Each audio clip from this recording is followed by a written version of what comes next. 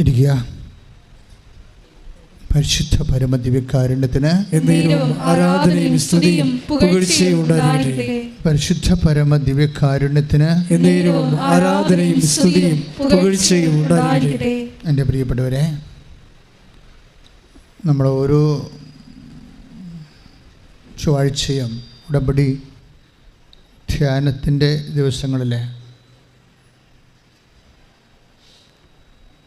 നമ്മൾ ഉടമ്പടിയുടെ ഓരോ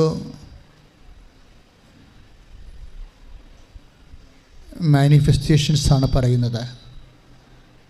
അതായത് ദൈവത്തിൻ്റെ ദൈവശക്തിയുടെ പ്രകടനാത്മകത അത് എപ്പോഴും സംഭവിക്കുന്നത് ഈ ദൈവശക്തിയുടെ പ്രകടരൂപങ്ങൾ സംഭവിക്കുന്ന മൗലികമായ ബിബ്ലിക്കൽ ഫോർമുലയാണ് ഉടമ്പടി.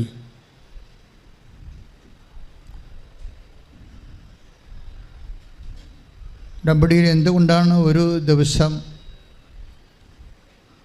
100ഓളം സാക്ഷ്യങ്ങൾ നമുക്ക് ഒരുമിച്ച് ചെയ്യാൻ കഴിയുന്നത്? അത് സർവം സ്പർശിയായി നിൽക്കുന്നതുകൊണ്ടാണ്. ജീവിതത്തിൻ്റെ എല്ലാ മണ്ഡലങ്ങളും ഒരു വ്യക്തി ഈ കാലത്തിലൂടെ അതിന് കൽപ്പിക്കപ്പെട്ട സ്ഥല സാഹചര്യങ്ങളിലൂടെ കടന്നു പോകുമ്പോൾ ആ വ്യക്തിക്ക് അഭിമുഖീകരിക്കേണ്ടി വരുന്ന ഉദ്വിഗ്നതകൾ, ഉത്കണ്ഠകൾ, ഉള്ളിൽ കത്തുന്ന അവസ്ഥകൾ, ഒറ്റപ്പെട്ടു പോകുന്ന അവസ്ഥകൾ, ശിക്ഷ വാങ്ങിക്കൂ എന്ന് തോന്നുന്ന അവസ്ഥകൾ, സാമ്പത്തികമായി തകർന്നു പോകുന്ന അവസ്ഥകൾ, ഈ സമയങ്ങളിലെല്ലാം ആണ് ഈ മാനിഫെസ്റ്റേഷൻസ് വരണത്. പ്രകടാത്മകത എന്ന് വെച്ച് കഴിഞ്ഞാൽ ഉടമ്പടി പോലെ ദൈവത്തെ മാനിഫെസ്റ്റ് ചെയ്യാൻ പറ്റുന്ന മറ്റ് പ്രാർത്ഥനാരൂപങ്ങൾ അത്രയ്ക്ക് ലളിതമല്ല. പരിശുദ്ധ കുർബാന തീർച്ചയായിട്ടും ദൈവത്തിൻ്റെ സമ്പൂർണ്ണ മാനിഫെസ്റ്റേഷൻസ് ആൻഡ് റിയൽ പ്രസൻസ് ഉൾക്കൊള്ളുന്നതാണ്. പക്ഷേ കാത്തലിക്സിൻ്റെ കുർബാനയ്ക്ക് നോൺ കാത്തലിക്സ് ചിലപ്പോൾ കുർബാന പ്രസൻസ് കൊടുക്കത്തില്ല. എന്താ കാര്യം? അത് സാക്രമെൻ്റൽ ബേസ് കൊണ്ട് ഓരോ ചർച്ചിനും അതിൻ്റെ സാക്രമെൻറ്റാലിറ്റീസും സാക്രമെൻറ്റ്സും അതിനോട് ബന്ധപ്പെട്ട വിശ്വാസസത്യങ്ങളുണ്ട്. അപ്പോൾ കാത്തലിക്സ് ആണെങ്കിൽ ശരിക്കും കൺഫെഷൻ ഈ കൂദാശകളെല്ലാം ഇൻ്റർ കണക്റ്റഡാണ്. കമ്മ്യൂണിയനുമായിട്ട് കണക്ട് ചെയ്ത് പോകുന്നതാണ് കൺഫെഷൻ. അപ്പോൾ ഉടമ്പടിക്കാണെങ്കിൽ കാത്തലിക്സിനോട് വളരെ നിശ്ചിതമായ സമീപനമാണ്. അതായത് കൂദാശ ജീവിക്കുന്നവരെ അതിൻ്റെ പൂർണ്ണമായ ഫലം ഉൾക്കൊണ്ടുകൊണ്ട് സമ്പൂർണ്ണമായി കൂദാശ ജീവിച്ച് അതിലൂടെ ദൈവം കൽപ്പിതമായ ദൈവാനുഗ്രഹത്തിലേക്ക് മുന്നേറാൻ സഹായിക്കുന്നതാണ് കവനൻറ്റ്. അതുകൊണ്ട് 2 ആഴ്ചയിൽ ഒരിക്കൽ കുമ്പസാരിക്കണമെന്നുള്ള സന്യസ്തർക്കും അഭിഷിക്തർക്കും കൊടുത്തിരിക്കുന്ന നിയമം തന്നെയാണ് ഉടമ്പടിയിൽ ലേമേന് കൊടുത്തിരിക്കുന്നത്. അപ്പോൾ നിങ്ങൾക്കറിയാം, സാധാരണ വിശ്വാസികൾക്ക് തന്നിരിക്കുന്ന ഉടമ്പടി നിയമം എന്താണ്? 2 ആഴ്ചയിലൊരിക്കൽ കുമ്പസാരിക്കണം. അത് കാനല്ലോ അനുസരിച്ച് സന്യസ്തർക്കും ഞങ്ങളെപ്പോഴുള്ള അഭിഷിക്തർക്കും ഉള്ളതാണ്. അതാണ് നിങ്ങൾക്ക് തന്നിരിക്കുന്നത്. അതിൻ്റെ കാരണം എന്താ? വിശുദ്ധിയിൽ ഇത് വല്ലാതെ കത്തണ സംഭവമാണ് ഉടമ്പടി. എന്ന് ദൈവം മനുഷ്യനുമായിട്ടൊരു എഗ്രിമെൻറ്റിലായിട്ടുണ്ട്. അന്ന് ദൈവം പറഞ്ഞിട്ടുള്ള 2-3 കാര്യങ്ങളുണ്ട്. അതിൽ ഏറ്റവും വലുതായിട്ടുള്ളത് എന്താണ്? ഇപ്പോൾ മോസസിന് ദൈവം അഭിഷേകം ചെയ്യുന്നതിന് മുമ്പ് പറഞ്ഞത് എന്താണ്? നീ ചെരുപ്പിട്ടുകൊണ്ടല്ലേ ഇന്നലെ ആ ഈജിപ്തുകാരനെ കൊന്നത്? ആ ചെരുപ്പിട്ടുകൊണ്ടാണ് നീ എൻ്റെ മുമ്പിൽ വന്നിരിക്കുന്നത്. അതാണ് പ്രശ്നം. മോസസിനോട് ചെരുപ്പ് വരാൻ പറഞ്ഞില്ലേ? നീ നിൽക്കുന്ന സ്ഥലം വിശുദ്ധമാണ്, നിൻ്റെ കാലിലെ പാദരക്ഷകൾ ഉരുവെക്കാൻ കാരണം. എന്താ കാര്യം? ഇവനീ ചെരുപ്പിട്ടുകൊണ്ടാണ്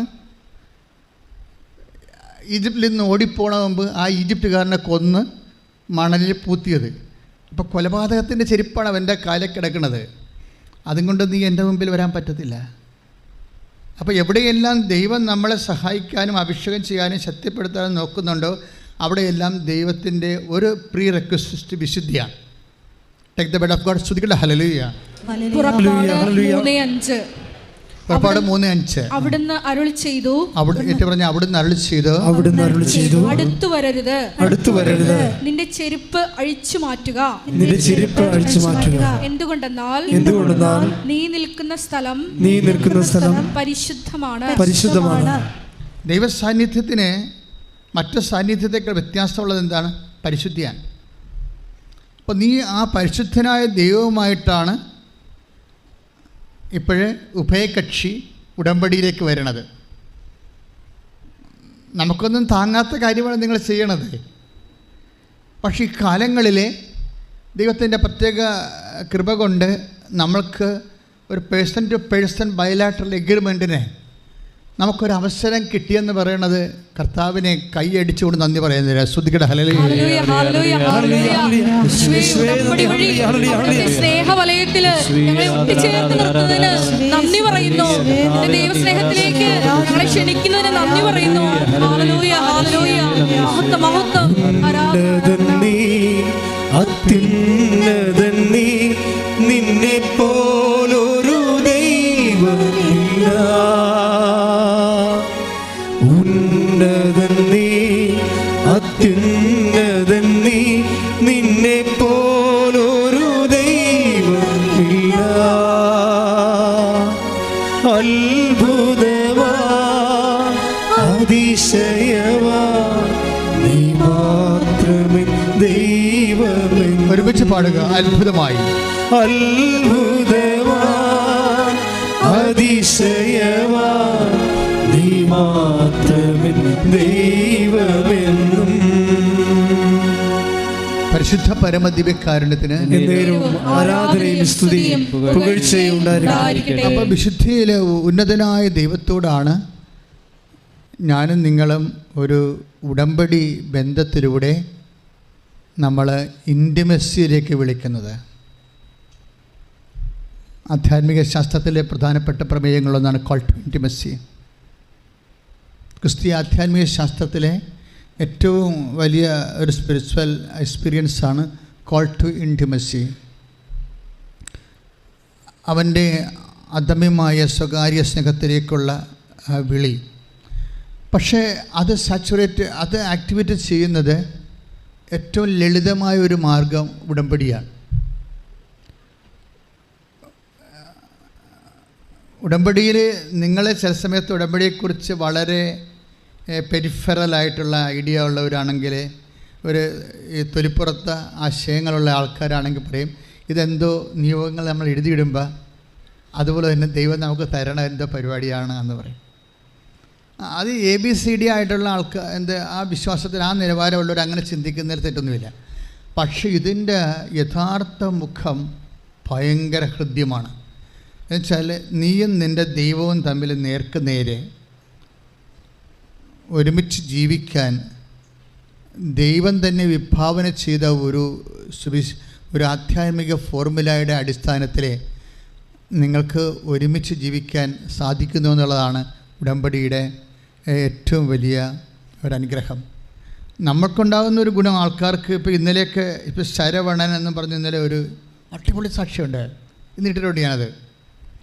ശരവണൻ്റെ സാക്ഷ്യം എന്ന് വെച്ചാൽ ശരവണൻ തുടങ്ങണതിൻ്റെ സാക്ഷ്യം തുടങ്ങുന്നത് തന്നെ ഞാൻ ഉടമ്പടി എടുത്തപ്പോൾ ഞാൻ മാതാവിനോട് പറഞ്ഞത് ഞാനൊരു സാമൂഹ്യ പ്രവർത്തകനാണ്, അതുകൊണ്ട് തന്നെ ഞാൻ തൊട്ട കേസാണ്. 14 വർഷമുള്ള കേസുണ്ട്, 9 വർഷമുള്ള കേസുണ്ട്, 3 വർഷമുള്ള കേസുണ്ട്. കേസ് കഴിഞ്ഞിട്ട് എനിക്ക് നാട്ടിൽ നിന്ന് പോകാൻ പറ്റണില്ല. പക്ഷേ എൻ്റെ മനസ്സ് പറയുന്നു ഉടമ്പടി എടുക്കുമ്പോൾ മാതാവ് കോടതി വരുമെന്ന്. അപ്പോൾ ശരവണൻ്റെയൊക്കെ നിങ്ങളത് ഒന്ന് ശ്രദ്ധിച്ചാൽ മനസ്സിലാവും ആ മനുഷ്യൻ എന്തുമാത്രം ഫെയ്ത്ത് അതിൻ്റെ അകത്ത് ഇൻവെസ്റ്റ് ചെയ്യുന്നുണ്ടെന്ന്. ഈ ഫ്രഷ് ഹാൻഡ്സ് ഉണ്ടല്ലോ, അടിപൊളിയാണ്. ഫ്രഷ് ഹാൻഡ്സ് എന്ന് പറയുന്നത് ആരാണ്? പുതുതായിട്ട് വിശ്വാസത്തിൻ്റെ വഴികളിലേക്ക് വരുന്ന ആൾക്കാർ നല്ല ഇൻവെസ്റ്റ്മെൻറ്റാണ് അവർ ചെയ്യണത്. കാര്യം വെച്ചാൽ അവർ ഞാൻ പറയുന്ന കാര്യങ്ങളെല്ലാം കുഞ്ഞുങ്ങൾ തേന് കുടിക്കണ പോലെ കുടിക്കും. മറ്റുള്ളവരാണെങ്കിൽ അതിനെക്കുറിച്ച് അവരൊന്ന് ഒന്ന് വെയിറ്റ് ആൻഡ് സീ ആയിട്ട് നോക്കും. ഈ വെയിറ്റ് ആൻഡ് സീ വരട്ടെ, നോക്കട്ടെ, ഇത് ഉടമ്പടിയിൽ അടയാളം കിട്ടുമോ എന്ന് നോക്കട്ടെ, അല്ലേ? അടയാളം കിട്ടുമോ എന്ന് നോക്കട്ടെ എന്ന് പറയത്തില്ലേ? ഇത് ഉടമ്പടിയുടെ ഒരു ഡേഞ്ചറായിട്ടുള്ള ഒരു അപ്രോച്ചാണ്, സമീപനമാണ്. നമ്മൾ ആദ്യം പറയും എന്താണ്, ഏതെങ്കിലും ഒരു അടയാളമെങ്കിലും കിട്ടുമോ എന്ന് നോക്കട്ടെ, എന്നിട്ട് ഞാൻ ഇതിൻ്റെ അകത്ത് ഇൻവെസ്റ്റ് ചെയ്യാം. ഇത് നിങ്ങൾക്ക് ചില സമയത്ത് ചിലർക്ക് പറ്റാൻ സാധ്യതയുള്ള ഒരു അപകടമാണ്. നിങ്ങൾ ആരോടാണ് ഈ അടയാളം ചോദിക്കണത്? ദൈവത്തോട് അല്ലേ? ദൈവം നിങ്ങളുടെ കുമ്പാരിയാണോ? നിങ്ങളുടെ ആലപ്പുഴ ഭാഷയിൽ ഉള്ള ഒരു സംഭവമാണ് കുമ്പാരി, കൊച്ചി ഭാഷയിൽ. എന്നുവെച്ചാൽ തലതൊട്ടപ്പനെ കുമ്പാരി എന്ന് വിളിക്കുന്നത്. കൊമ്പാദർ സഹ, കുമ്പെന്ന് വെച്ചാൽ കും എന്നൊക്കെ പറഞ്ഞു കഴിഞ്ഞാൽ സഹ എന്നർത്ഥം. എന്നുവെച്ചാൽ കൂടെയുള്ള ആൾ, കൂടെയുള്ള അപ്പൻ, പകരം അപ്പൻ, സബ്സ്റ്റിറ്റ്യൂട്ട്, ആത്മീയ പിതാവ് എന്നൊക്കെ എൻ്റെ അർത്ഥം. പക്ഷേ ഇതുപോലെ ദൈവത്തിന് നമ്മൾ ഇങ്ങനെ വളരെ ഒരു സിമ്പിളായിട്ട് കാണുന്നവരാണ് ഈ ഒച്ചിനെപ്പോലെ ഇരിക്കുന്ന മനുഷ്യൻ. ഒരു കൃമികിടത്തിനേക്കാളും വിലയില്ലാത്തൊരു മനുഷ്യൻ ദൈവത്തിനോട് അടയാളം ചോദിക്കുന്നത് എന്ത് ബേസിലാണ്? താൻ ആരോ ആണെന്നുള്ള അഹങ്കാരത്തിൻ്റെ ബേസിലാണ്. അല്ല പിന്നെ ഇങ്ങനെ ദൈവത്തോട് അടയാളം ചോദിക്കണേ? ബുദ്ധിയും ബോധമുള്ളവൻ ദൈവത്തോട് അടയാളം ചോദിക്കുമോ? നമ്മൾ ആരാണ്? ദൈവത്തിൻ്റെ അയൽവാസിയാണോ? പിന്നെ നമുക്കുള്ള ബന്ധമെന്ന് പറയണത്, നമുക്കൊരു ബന്ധമുള്ളത് വെച്ചാൽ ദൈവം നമുക്ക് വേണ്ടി ഇൻവെസ്റ്റ് ചെയ്യാൻ തയ്യാറായി. അവൻ ക്രൂശിക്കപ്പെടാനും അവൻ്റെ മരണം നമുക്ക് വേണ്ടി മരിക്കുവാനും അവൻ തയ്യാറായപ്പോൾ അവൻ നമ്മളെ ആരുമായിട്ട് കാണുന്നു, വിലയുള്ളവനായിട്ട് കാണുന്നു. അപ്പോൾ ക്രിസ്തു അനുഭവിച്ച പീഡാസനങ്ങളുടെ ബേസ്മെൻറ്റിലാണ് നമ്മൾക്ക് ഒരു ദൈവത്തിൻ്റെ തിരുസന്നിധിയിൽ ഒരു നിലനിൽപ്പ് കിട്ടിയിരിക്കുന്നത്. പക്ഷേ ആ നിലനിൽപ്പ് വീണ്ടും നമ്മൾ അടയാളം ചോദിച്ചുകൊണ്ട് ആ നിലനിൽപ്പിന് കളങ്കം ചാർത്തരുത്. എന്താ ഞാൻ പറഞ്ഞതിൻ്റെ അർത്ഥം നിങ്ങൾക്ക് മനസ്സിലായോ? ഉടമ്പടി എടുക്കുന്നവർ ആദ്യം നിങ്ങളോട് ആ നിബന്ധനകൾ നിങ്ങൾ നിറവേറ്റണം മര്യാദയ്ക്ക്. അടയാളം പിന്നെ വരും. നമ്മൾ ദൈവത്തിന് അടയാളം ചോദിച്ചു കഴിഞ്ഞാൽ നമ്മൾ ദൈവത്തെ പരീക്ഷിക്കണ പോലെ വരത്തില്ലേ?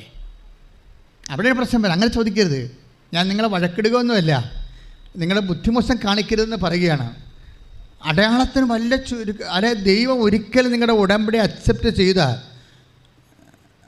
നമ്മൾ അണക്കെട്ട് തുറന്നു വിട്ടിരിക്കണ പോലുള്ള അനുഭവമാണ്.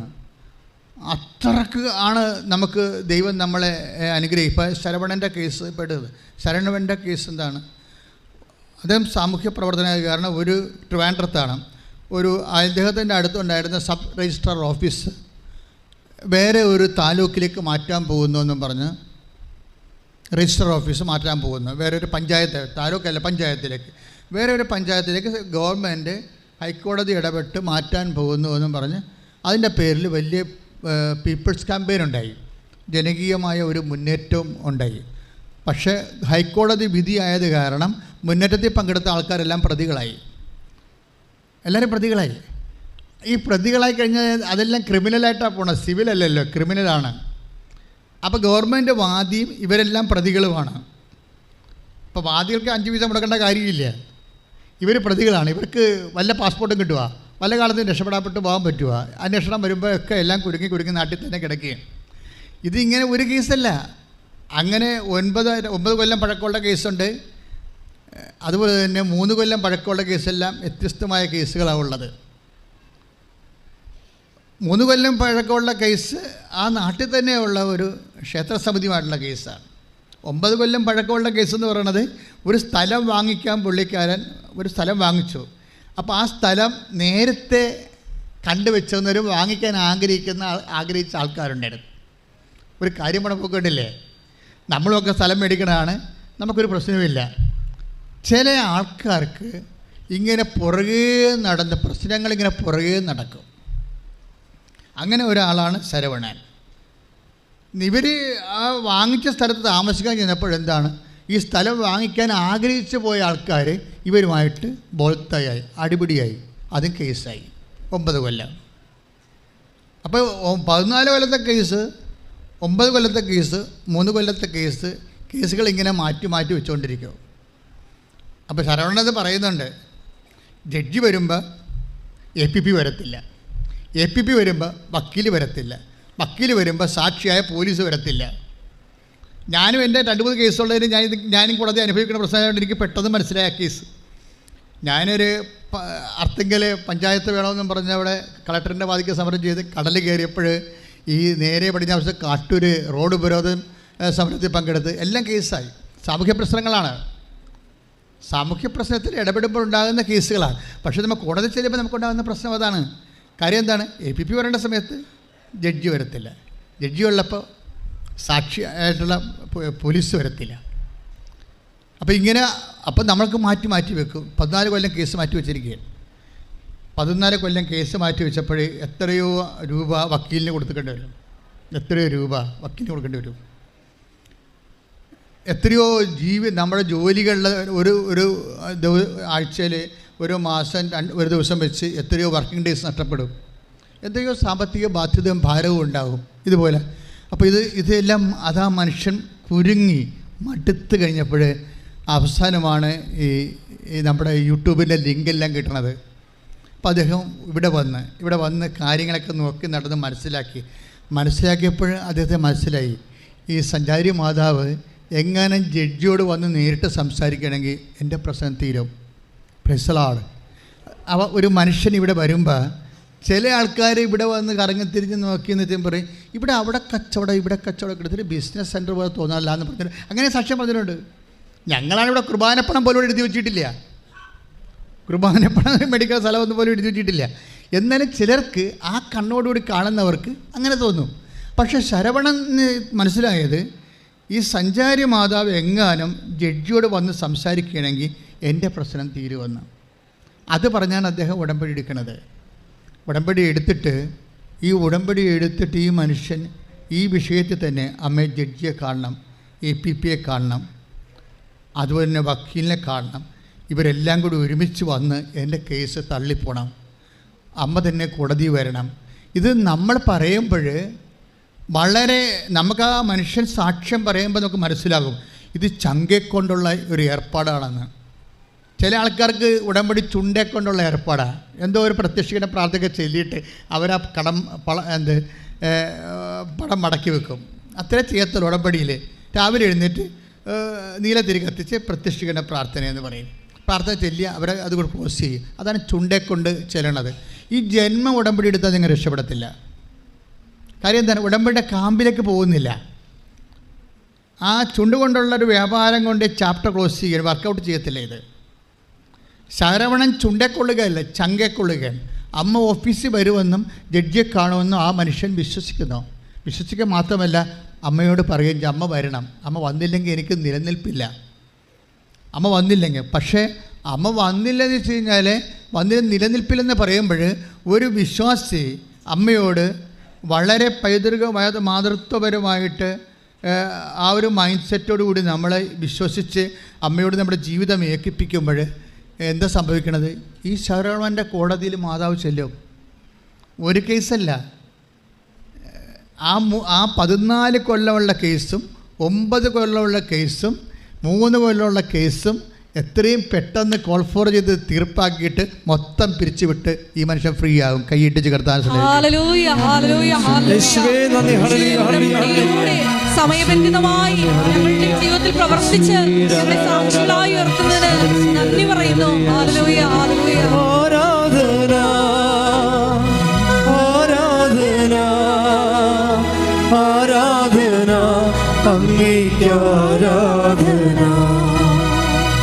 ആരാധന, ആരാധന, ആരാധന, അങ്ങേക്ക് ആരാധന. പരിശുദ്ധ പരമദിവ്യകാരുണ്യത്തിന് ആരാധനയും സ്തുതിയും പുകഴ്ചയും ഉണ്ടായിരിക്കട്ടെ. നിങ്ങൾ ആദ്യം ചിന്തിച്ചത് ഒരു കേസ് 14 കൊല്ലത്തെ കേസ് മാറിയത്. അങ്ങനെയല്ല, വിതിൻ നോ ടൈം, ഷോർട്ട് ടൈമിലാണ്. സമയച്ചുരുക്കം ഉടമ്പടിയുടെ ഏറ്റവും പ്രധാനപ്പെട്ട മുഖമ്മതുകളൊന്നാണ് സമയച്ചുരുക്കം. ഈ സമയച്ചുരുക്കം 14 കൊല്ലത്തെ വിഷയം, 9 കൊല്ലത്തെ വിഷയം, 3 കൊല്ലത്തെ വിഷയം പല പല കോടതിയിലാണ്. അപ്പോൾ എല്ലാ കോടതി, അതായത് 3ാമത്തെ കേസ് ചെയ്യുമ്പോൾ ഇവനിങ്ങനെ ഉടമ്പടി കാശുരൂപ ഇങ്ങനെ മുത്തിക്കൊണ്ട് ആണ് പ്രാർത്ഥിക്കണത്, പ്രത്യക്ഷനെ പ്രാർത്ഥിച്ചാലണത്. എനിക്ക് വേറെ ഓപ്ഷനൊന്നുമില്ല. കാര്യം SA ആണ് വിളിപ്പിച്ചിരിക്കുന്നത്. SA വിളിപ്പിച്ചിരിക്കുമ്പോൾ കേസ് കൊടുത്ത ആൾക്കാരുടെ പക്ഷത്ത് SA നിൽക്കരുത്. അമ്മ എസ്ഐയോട് പറയണം, അവർക്ക് സംസാരിക്കാൻ അമ്മ ഒരു അവസരം കൊടുക്കരുത്, അവർ ചോദിക്കുക മാത്രമേ ചെയ്യാവൂ. ഈ ടേംസ് ആൻഡ് കണ്ടീഷൻസൊക്കെ ഫിറ്റ് ചെയ്യണമെന്നറിയാവോ? അതായത് ചോദിച്ചു വരുമ്പോൾ ആരെങ്കിലും നുണ പറയും, പിന്നെ അതിനെ ഉറപ്പിക്കാൻ വേണ്ടി അവർ വേറെ നുണ പറയും, പിന്നെ ഇത് ഇവിടെ ചെന്ന് എത്താൻ വരും. പക്ഷേ എന്നാ പറ്റിയണത്?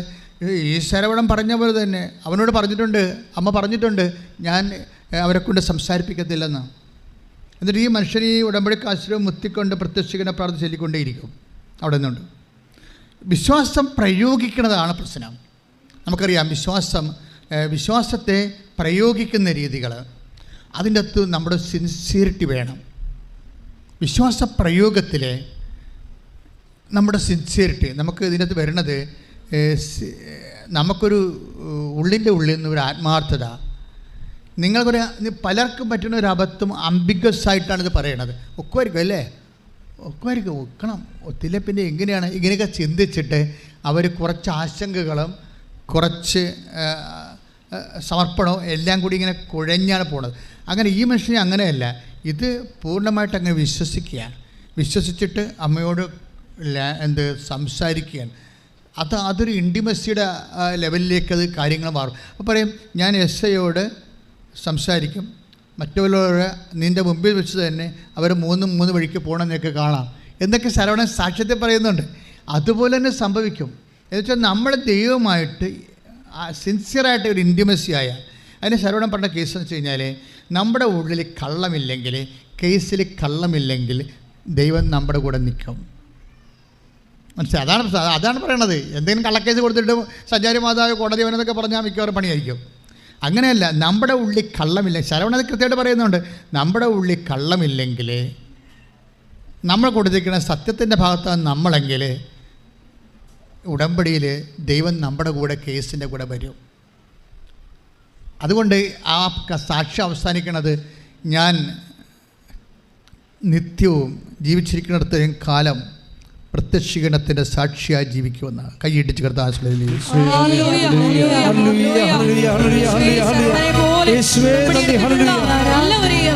ഓരോരുത്തരെയും സാക്ഷികളായി ഉയർത്തണമെന്ന് പ്രാർത്ഥിക്കുന്നു.